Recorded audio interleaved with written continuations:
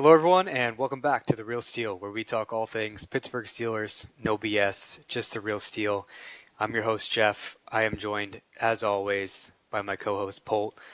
Polt, we took a little gut punch last weekend, and we're kind of falling a little bit back down to earth after that loss to the Seattle Seahawks, 31-17. Not sitting great with me. I don't know how you're doing over there, but that was kind of a crappy loss, I'd say. How you holding up? Yeah, I mean, yesterday after the game, I was not in good spirits as our text exchange showed. But I tried to move on, tried to enjoy the rest of the games yesterday, and gonna try to enjoy the games tonight too. And yeah, it kind of is what it is. Move on to the next week is kind of how I feel. But yeah, that was a tough one yesterday. For sure. We're going to be quick and concise, I feel like, with this breakdown. Maybe Yeah, that's because we probably just don't want to spend a full hour talking about how crappy this game was. But yeah. you actually sent me a list of, I think it was 8 questions after the game, and it was out of frustration. And I don't think we need to cover all 8 of these questions, but No. there's definitely some good ones and some common themes. I think we should hit on. I want to start here with the offense. We put 17 points on the board. Um, Aaron Rodgers, I wouldn't say was bad, but he did not have a good game overall. I think he took a couple sacks that, compared to what I said last week, where it felt like the O line kind of collapsed on him, and his 4 sacks last week against the Jets weren't his fault. I do feel like things were a little bit more his fault when it came to the sack department this week, and he was just over 50% in terms of completion percentage, 18 of 33 for 203 yards. He looked maybe just a little off, like something just didn't look right from his perspective. Yeah, I mean, it took him a while to get going. He was pretty bad in the first half. I wish I would have the splits, but I don't. He was pretty bad, I think, in the first half or even maybe like the first quarter. And then he seemed to kind of get in a groove, but it wasn't the same efficiency as maybe it was against the Jets. So, yeah, he definitely did not have his best stuff in this game, I don't think. But, I mean, I thought he played okay. I mean, from a leading receiver perspective, it was Jalen Warren, 4 catches for 86 yards. That's super inflated by the one really big play that he had. Outside of that, you went to your tight ends, as we expected. 3 catches for Pat, 4 catches for Jonnu.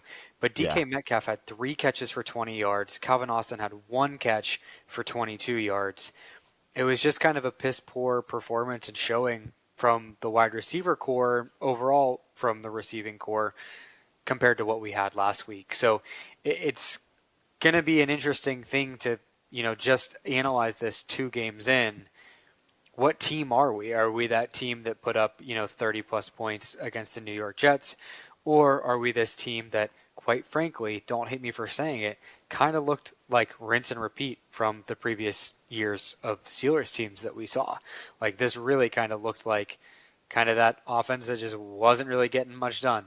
Handoffs on 2nd and 10, not really making any progress, a fair amount of 3 and outs, not really utilizing a lot of the middle of the field. It was pretty painful to watch, and it felt like we definitely regressed a lot from where it was last week. Yeah, I mean, it definitely regressed in comparison to week one. I don't know if I'd go as far as saying it was as bad as the last couple years.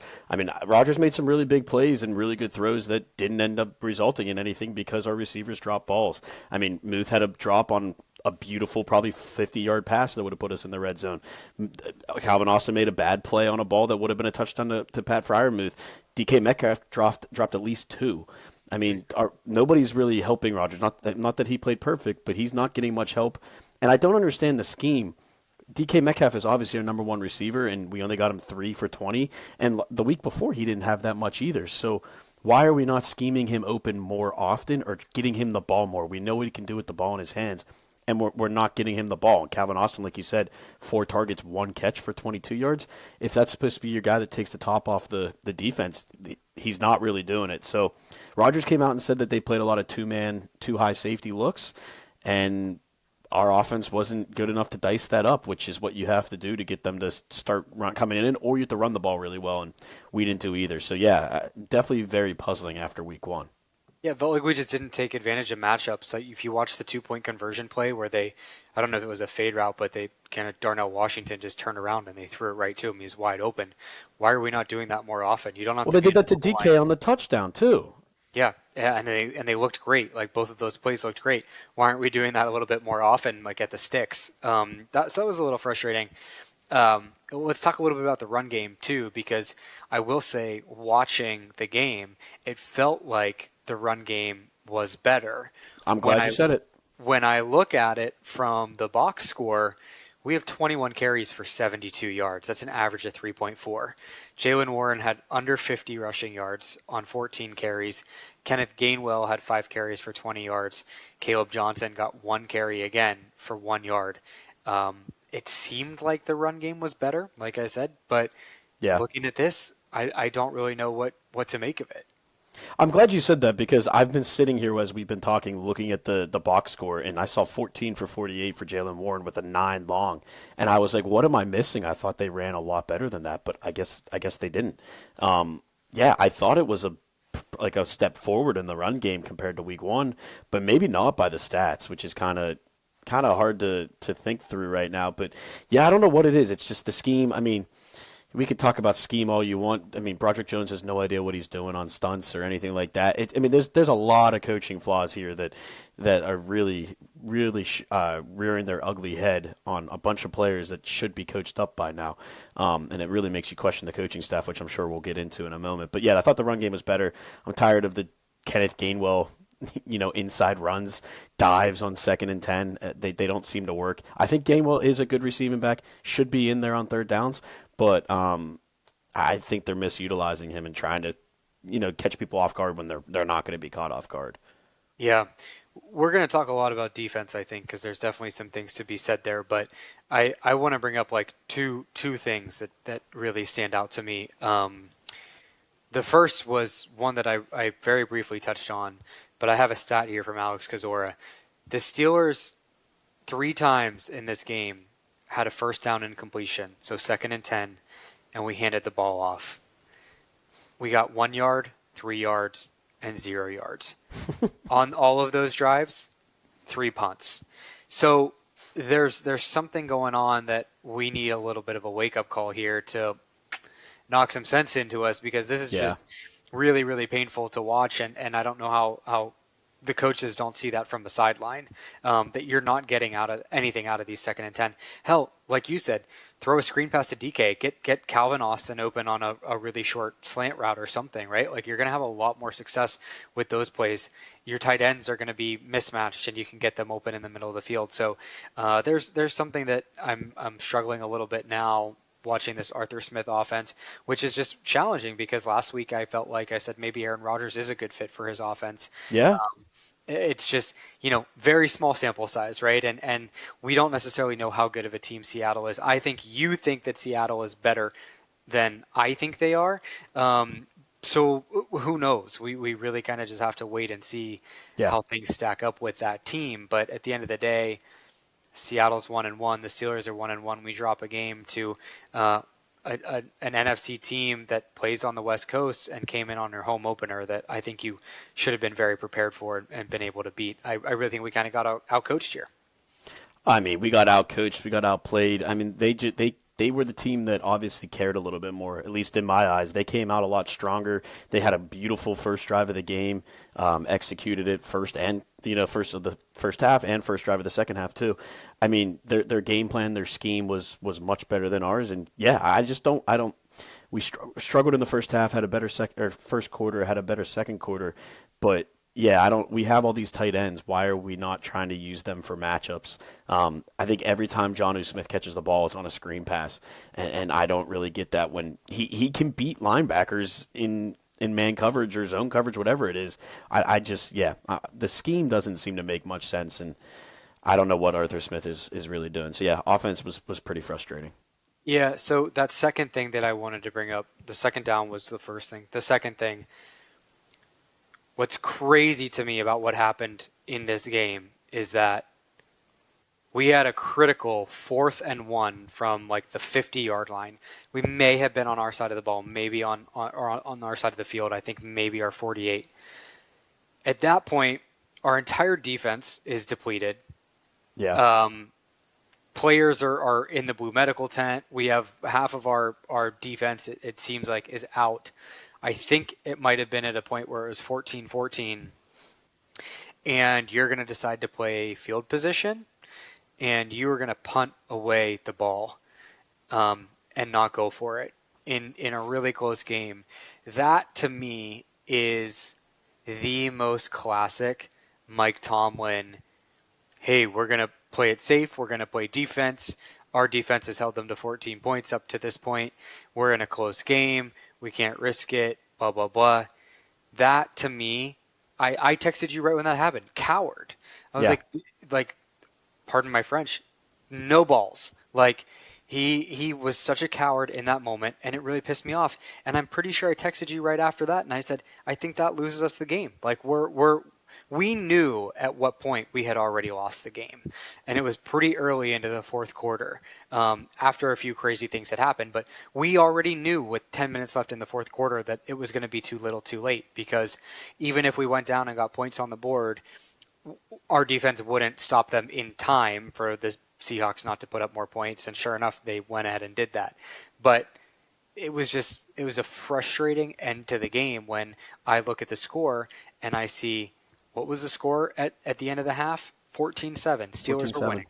So I have a lot of gripes with kind of how things ended or played out in the second half. But to me, that not going forward on 4th and 1 from midfield was, the nail in the coffin. I think you look at every other NFL team, maybe not every other NFL team, but I bet you 25 out of 31 other teams are going to go for it there in that situation.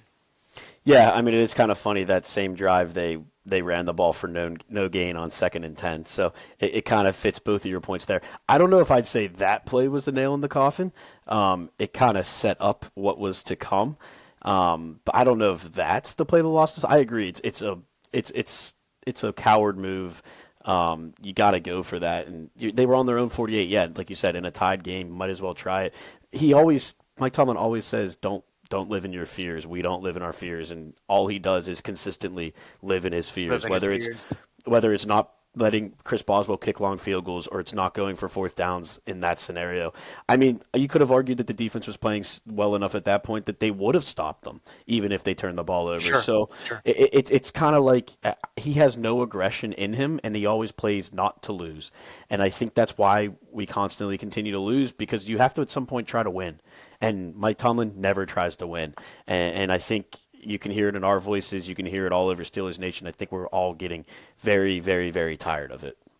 Yeah, absolutely. I'm sick and tired of it. And gosh, we're 1-1 after 2 weeks, and it feels like we should definitely be 2-0. Yeah. And if this is how the whole season is going to go, it's just going to be really frustrating to watch, and it's hard to fully be on board, with a team like this whenever you really want to root for him, and there's so much change. And Omar Khan, it seems like, is doing all that he freaking can, and you just have kind of this Mike Tomlin coward type approach to playing games, and who knows if the Arthur Smith offense is going to work out, and you have Terrell Austin as your defensive coordinator that, quite frankly, should not be there. It should have been Brian Flores, and that's a mistake that I think the organization and that Mike Tomlin made years ago or 2 years ago, whenever that was. So there's just so many gripes, but what can we do? I mean, we kind of just got to see what happens next week when we play the Patriots, and we'll preview that in a moment. But I think we should talk a little bit about defense here. Yeah. Because as much as we can talk about or harp on the offense not really having a lot of production, at the end of the day, you let up another 30-plus points, 21 total first downs to the Seattle Seahawks, almost 400 yards, 395 total, 278 passing yards to Sam Darnold, and another over 100-yard rushing performance from the Seattle that the defense is letting up. So more frustration. I know we can talk a little bit about injuries, right? Deshaun Elliott was out. Joey Porter Jr. was out. Alex Highsmith went out, which, by the way, he's going to be out for probably a few weeks, hopefully not on IR, but I think a high ankle sprain for him. And then we saw a number of other guys kind of come in and out to the point where you had some really young and some really new guys on the field here. So, of course, you can say could it have been different if our defense was healthier? Yeah, but at the end of the day, you're playing in the NFL. Every team is exposed to injuries. Every team is getting hurt on both sides of the ball. So I can't really take that as an excuse. You know what I mean? Yeah, I mean, in a lot of the injuries, because I mean, Peyton Wilson went off, Patrick Queen went off. Those were both in the first half, and we came back and we actually played pretty good defense in the first half. We gave up 7 points, which was the opening drive. You could say it was scripted. That's fine. Yep. And other than that, the defense looked really good. It was the second half when we got absolutely destroyed, and I just really I don't get it. I mean, because you really can't blame you can't blame the injuries that much. I mean, like you said, every player, every team gets it. It's just the scheme. There's so many questions. There's so many. I mean, we gave up 63 points in 2 weeks. We didn't allow 63 points until the fourth quarter of Week 5 last year. That's I insane. mean, I mean that's how much different. We've allowed 31 plus points into the first two games since 1989. We gave up two 30-plus point games all of last year. We have all these better players this year that we claim we were going to be this legendary defense, but we're actually being legendary in the fact of how bad we are. And I don't know what it is. I mean, you could see all the stats. I mean, Steelers Depot put out a great one about Keanu Benton playing nose tackle, that there was 25 attempts for 102 yards. That's 4.1 yards per carry when we played 3-4 with Benton as the nose tackle. I mean, that's horrible. 5 of those attempts went for 10 yards or longer. The secondary, I don't know what they're doing. Jalen Ramsey his stats look terrible. He was targeted 11 times for 9 catches, 128 yards, and a touchdown.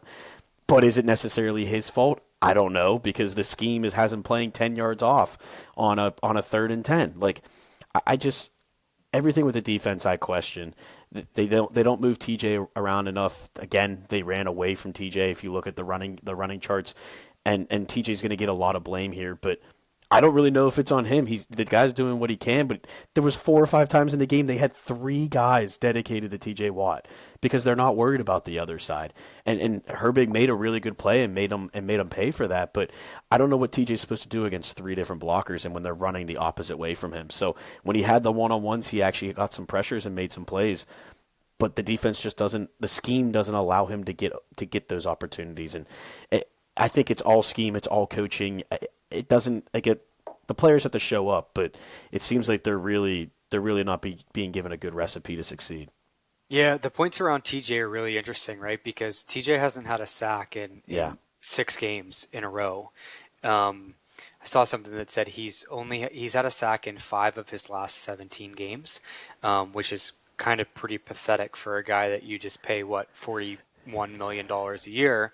Yeah. Now, again, you bring up some really, really good points. Can we say that, he's not producing? Yes, but what's that, what's the cost there? I mean, you very bluntly just said, yeah, there were times where he had 3 guys on him, right? Yeah. I mean, he's getting chipped, and there's guys who are just constantly on him, and in theory, it should open up things for other guys to make plays. And in some instances, it is, in some it's Yeah.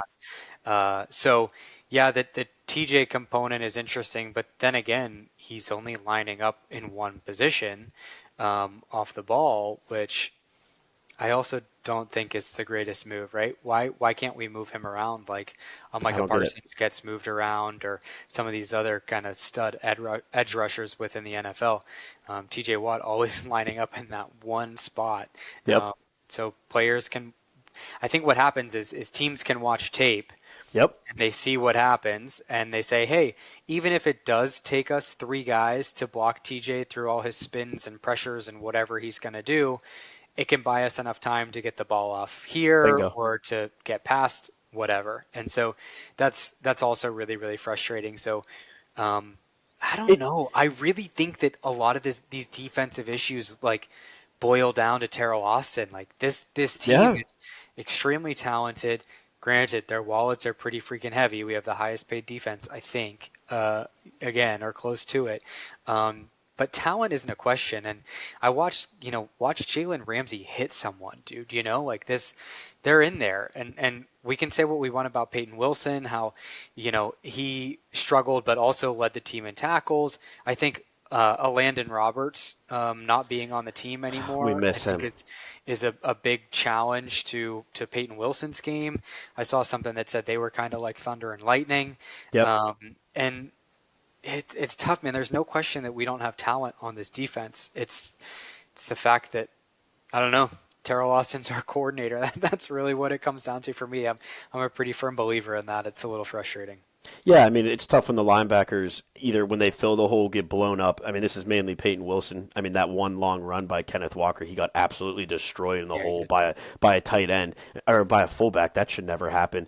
But it's also hard for them to step up when your nose tackle is getting driven 3 yards into the defensive backfield, right into the linebacker's face. It's hard to make an adjustment. So I think it's personnel like not being played in the correct places. I think it's scheme. I mean, how do you have the Seahawks in 3rd and long 9 times, and Yep. you give up? You saw this I was 19-yard just looking at touchdown it. catch, 19-yard catch, 6-yard runs, 13-yard catch, 11-yard catch, 12-yard catch. How are you giving up all these long catches on 3rd and long situations? That should be the money downs. Those should be easy. They were only 3 times out of those 9 3rd and longs did they have an incompletion.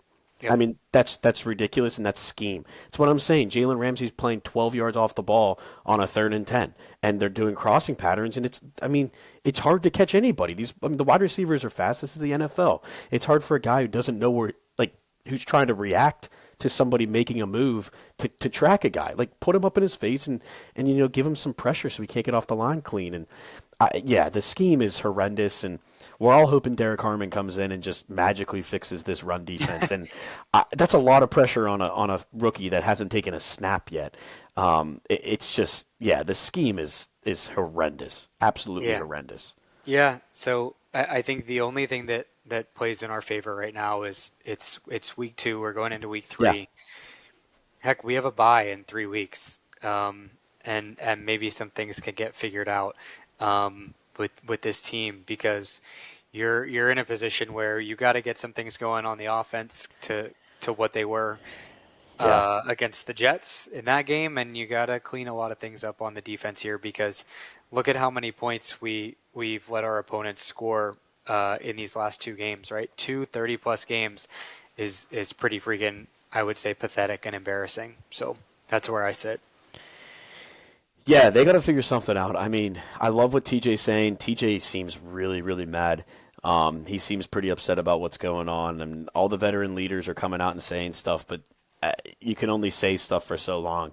You got to start executing and making plays, and they played well in the first half, so I don't know what happened in the second half. I think what happened is Seattle went in and made adjustments, and the Steelers said, "Oh, you're going to change? Well, we're stuck in our ways. Why would we change? We did well in the first, and we Right. just let them bring the game to us." So, yeah, you can't give up a touchdown on a 3rd and goal from the 19-yard line either. So, yeah, First time that's ever happened in like NFL history, right? right. That's what I'm saying. This historical defense is on the complete opposite side of the history they want to be a part of. So something needs to change, and something needs to be changed quick. And if it's Derek Harmon, then so be it. But that's a lot of pressure for one rookie. Yeah. Well, we just kind of got to wait and see. Yeah. Let's talk special teams a little bit. We'll do that quick overview we always do. Chris Boswell, solid money, nothing to complain about. 3 for 3 on his field goals. No extra points because we didn't score any touchdowns. Well, we did score Well, we one did. We got a touchdown, 2-point but we got a conversion. 2 point conversion. And Corliss Waitman brought his average up a little bit, 4 punts for 221. That's an average of 55. I think Corliss Waitman had a pretty good game, He did. actually. He really helped us in terms of field position. Take that for what it's worth when you lose a game. But he did do a pretty good job pinning, I would say, or flipping the field is probably the best way to put it, right? He did a Yeah. good job well done there by Corliss Waitman. So a little bit of a bounce back game. But we can't talk special teams without this debacle is probably not even the right word. This complete blow up of a play by Caleb Johnson, our rookie running back from Iowa, that for some reason, we have returning kickoffs when this guy is, I would say, probably a power running back, returning kicks. It makes 0 sense chalk that up to coaching. I don't know if that's a Danny Smith thing or Yeah. what's going on here, but you have a guy who I think should not be on the kickoff return team. That is, he did this in the preseason, and yeah, just because you can run balls back doesn't necessarily mean you should be on that team. Made a crucial mistake, right? Lost us a touchdown.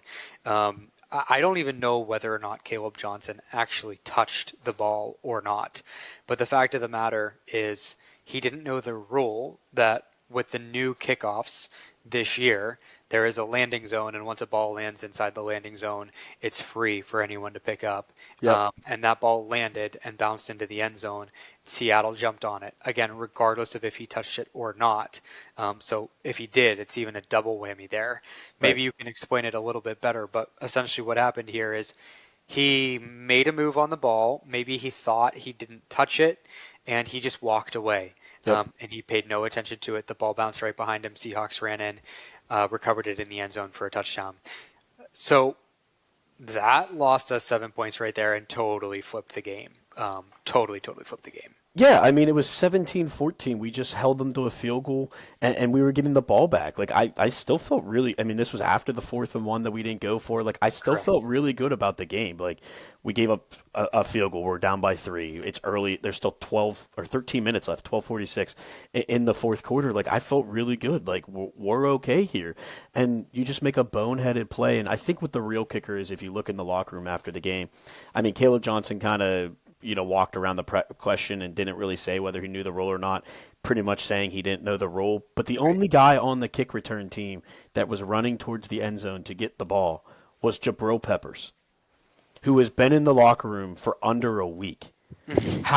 What does that tell you? That tells me that nobody on the kickoff team knew the rule. Knew the rules.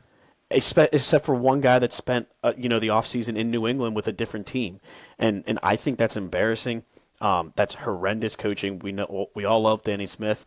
Well, I mean, this is on him. This is on Tomlin. It's on both of them. How do you not explain a new rule, but B, every single rule in the game? Like, your guys should know that, especially the ones that are at the forefront of the rule.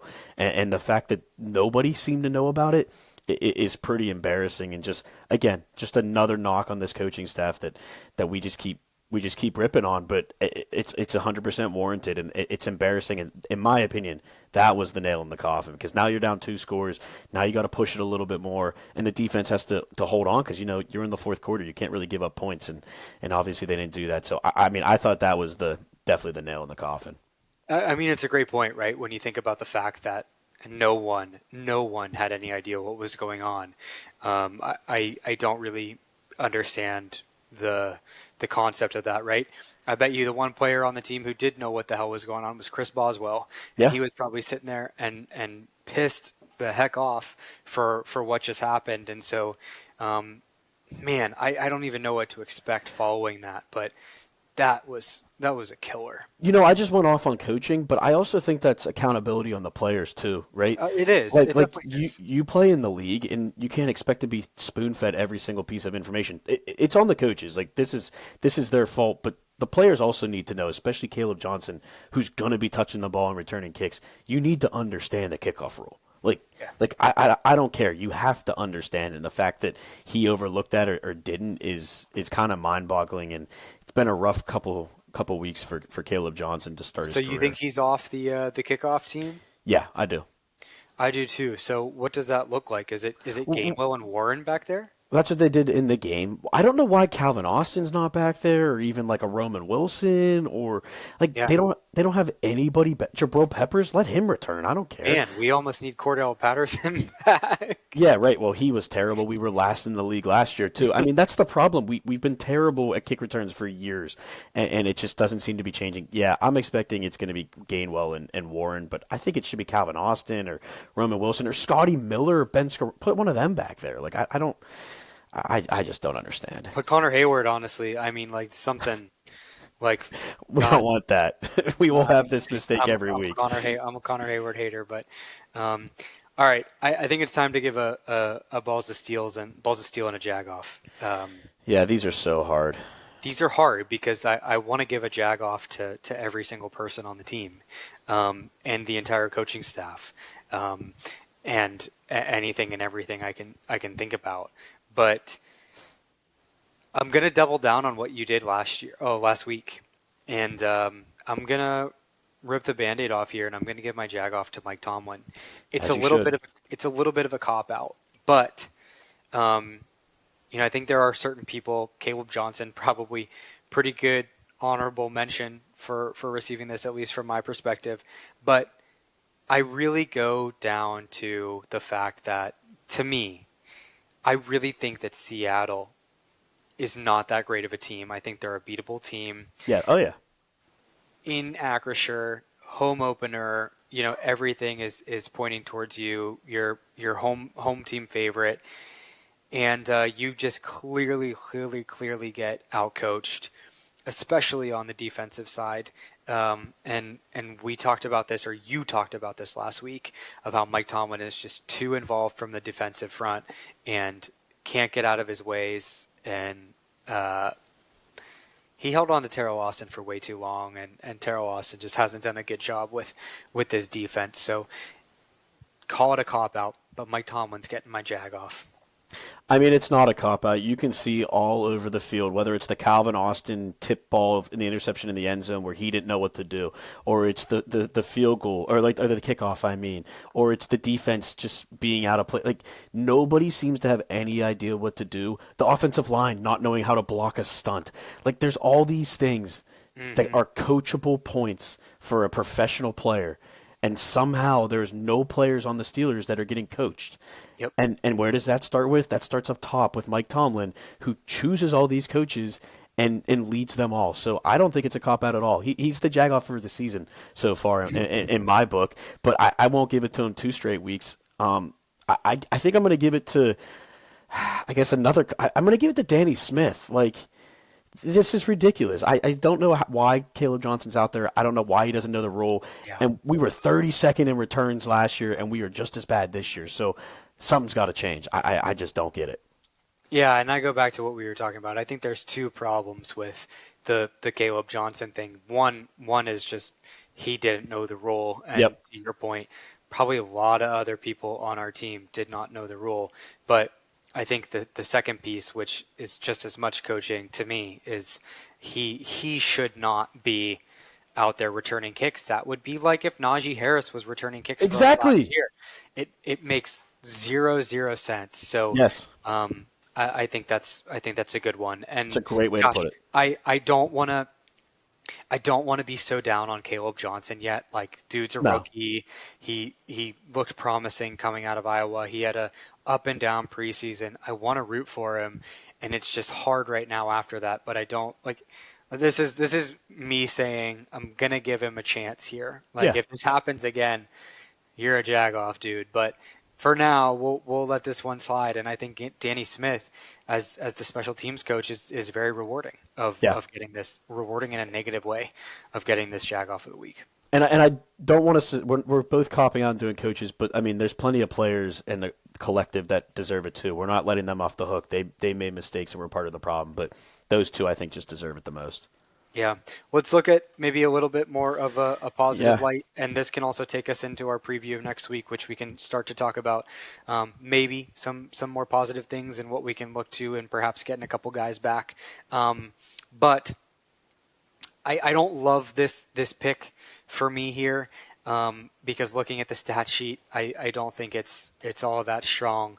But I'm going to do this for 2 reasons. One is this player here was the subject of my bold prediction last week, which hit, thanks in part to really one big play. But 2, I think the improvement that we saw from last week to this week for this player is deserving. So I'm going to give mine to number 30, Jalen Warren.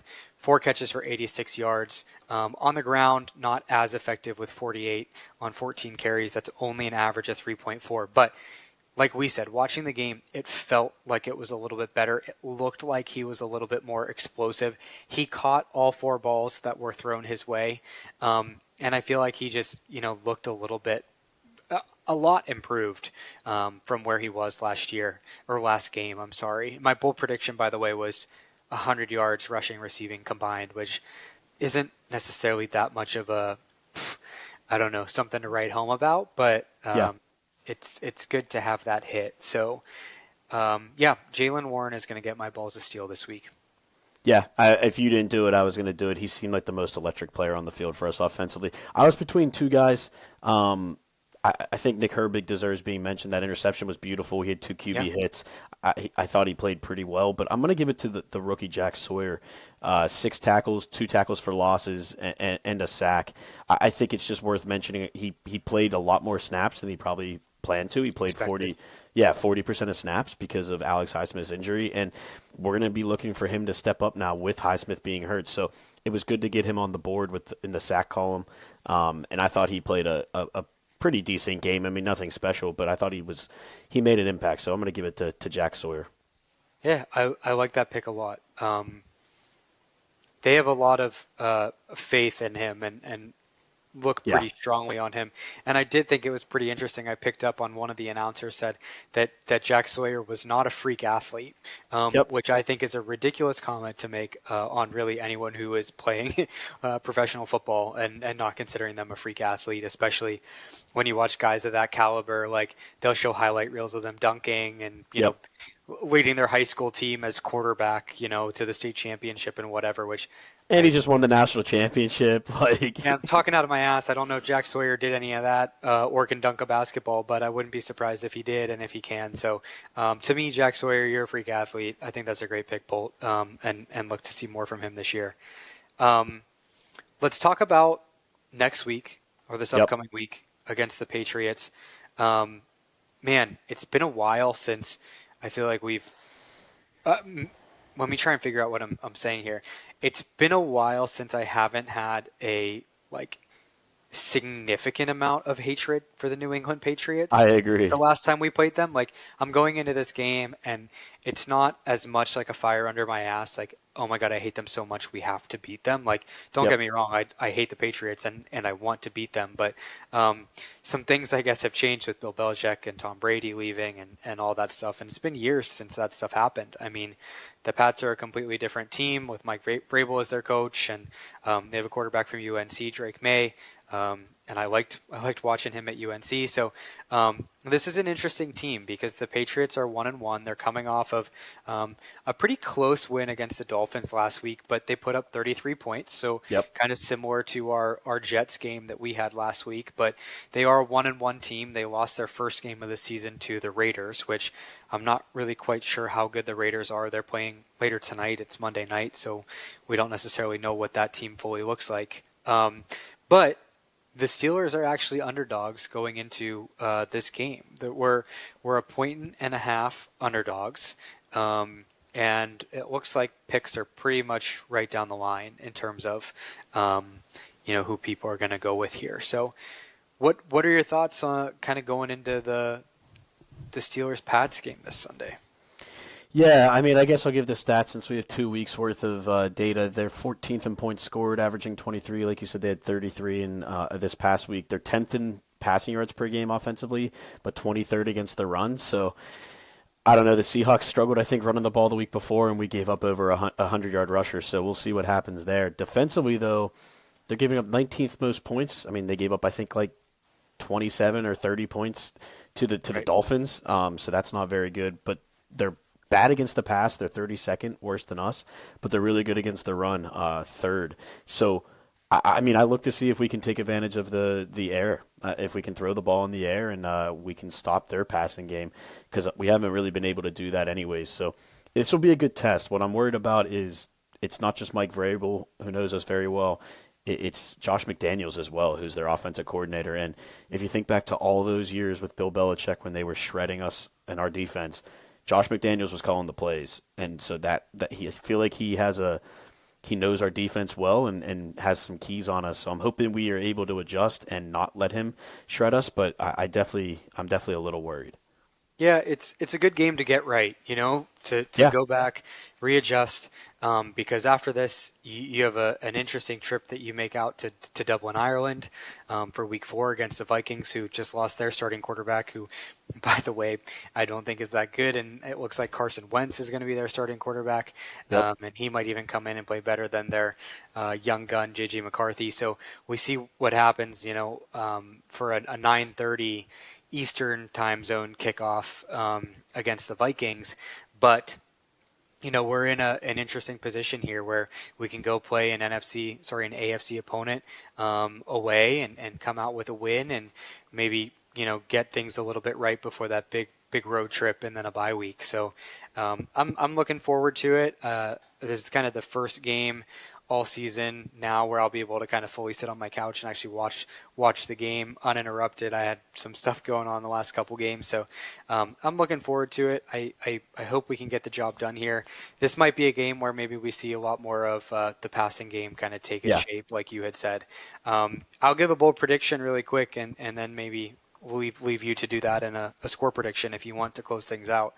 Sure. Um, we talked a little bit last week. We made a pretty significant addition with Deshaun Elliott going out, bringing on Jabril Peppers. I think he only played special teams snaps Yep. last week, and the team he most recently got cut from was the Patriots. Now, you go into the Seattle game and you look at DK Metcalf, who got we took from Yeah. Seattle, and you would have thought he was going to have a revenge game, and that definitely didn't happen. But I do believe revenge games are and can be a thing. So I'm going to go ahead with my bold prediction, and it's going to be a little bit generic here, but I'm going to say Jabril Peppers is going to make a game-winning play, whether that's a pick, a pass defended, a field goal block, something.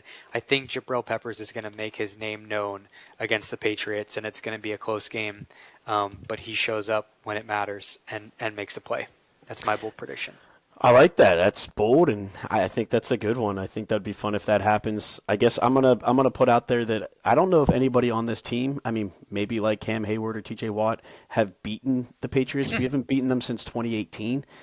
We've only played them 3 times in that span, but we've lost all 3, and they were pretty bad teams in most of those years. So I think this is a game that we need to be focused in, and I think will be very meaningful if we can pull it out. And I'm going to predict that we do pull it out. I know I always say we win, but I think, I mean, it's kind of like a must win in my opinion. If, Yeah. if you go 1-2 and you lose this game to New England, you can kind of kiss the season away. And I know it's only week 3 at that point, but your schedule only gets harder. So I think they really need to win, and I'm hoping there's a sense of urgency. So I'm going to predict 20-17. Nothing crazy, but I think we win a nice hard-nosed, old-style New England Pittsburgh type game. My bold prediction.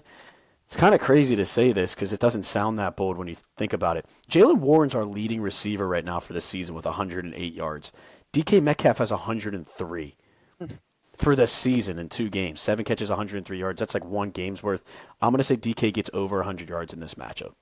Okay, we need it. If Christian Gonzalez, who their top safe corner is, hasn't played the first 2 weeks, looks like he might play this week. But if he doesn't play, I think DK could take advantage. Yeah, we need to. We need to get things set straight here and go in, take care of business, and get to a position where you can be 2-1 again. Yeah. And that's a worst case scenario of you head into the bye at 2-2 and you get a little bit healthy and can reset. And you can also give yourself a good chance to go into the bye at 3-1, and Yep. that would not be a bad thing. 4 games into the season, have a little bit of rest, and then start to take on everything else that's going to be thrown at you, because we know the Baltimore Ravens are a damn good football team. We know Yes, that they are. Cincinnati always plays us well, even though they lost their starting quarterback Joe Burrow. We know we haven't beat Cleveland in both games in quite a few years. So we got a lot ahead of us, and so we really need to go in and again get a game against an AFC opponent where it matters. Yeah, I couldn't agree more. Cool. One last thing I want to say. If you've stayed with us this far, we appreciate it. We know we've been having some crappy audio issues, so hopefully this episode isn't as bad. We're going to work to figure out what that ultimately is. So again, if you stuck with us this far, we really appreciate the listeners. Hope you're enjoying the Real Steel and our takes, whether they're a little serious or just kind of gut feels or a little emotional. We're here for it all, right? I mean, that's a true Steelers fan right Yep. there. So I think that's good to close out. Anything you want to add? Yeah, just continue to give us our feedback. We appreciate it, and we'll fix that audio issue hopefully this week. Awesome. Well, thanks everyone for listening, for watching. We appreciate it. We'll be back next week after the game against the Pats. We'll talk to you soon. Thanks, everyone. Peace.